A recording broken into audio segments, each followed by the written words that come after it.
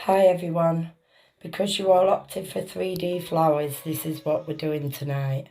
So I'm going to come in with my first bead and I will show you the first two, I think, of how small you want them picking up. So you want to only dip the very tip of your 3D brush in.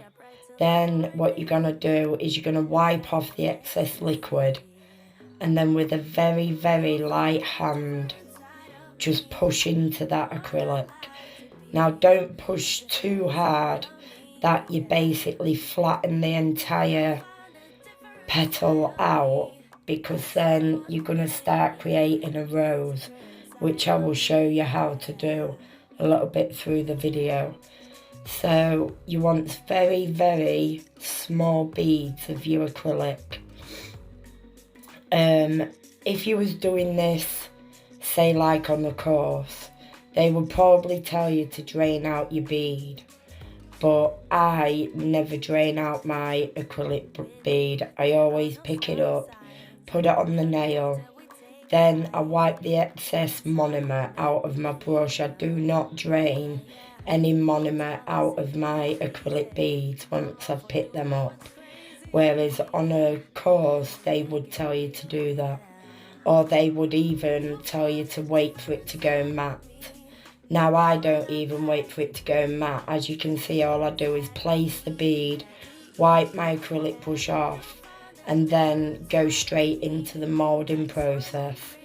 Now they tell you to wait for it to go matte because if you've got excess monomer inside of that acrylic that you've just placed on that nail, it's gonna just revert back to the original bead like how it is now before I've pressed into it or moulded it. It's just gonna bounce back to that original bead.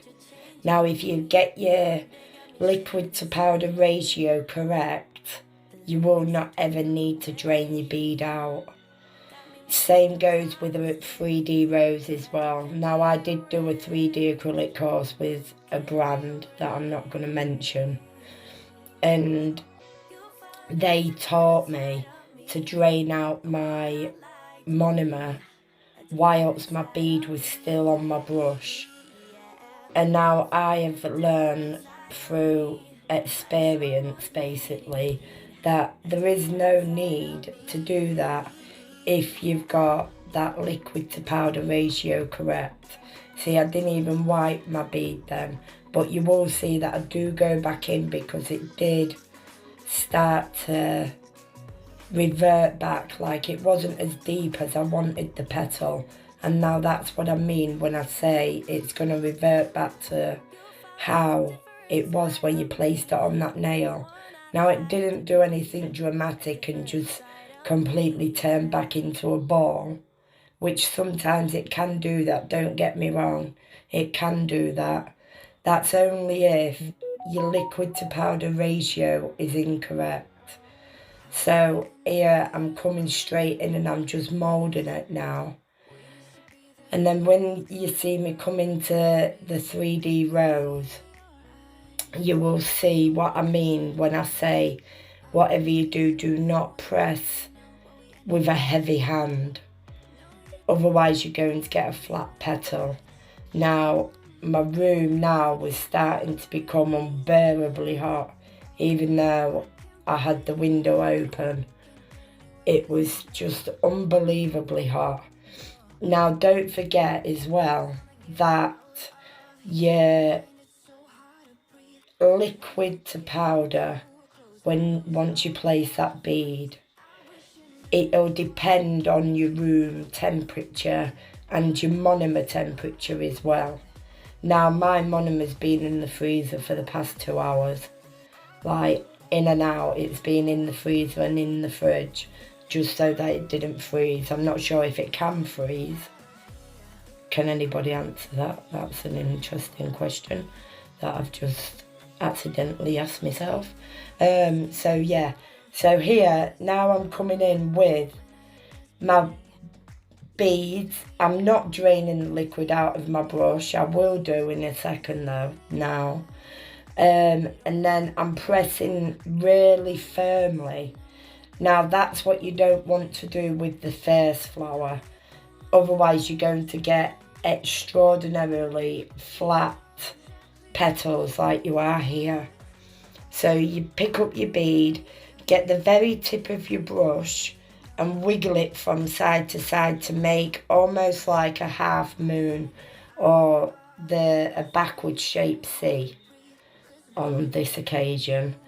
And then once you've got that, then flatten it out as much as you can. Or if you wanted to have like flat in the middle and a little bit of a hump on the top, like a ledge, then you can do that. Always do that as well. Shape your your acrylic, because if you keep going into those indentations, then your brush will no doubt get clogged because it's going to keep picking up the bead incorrectly.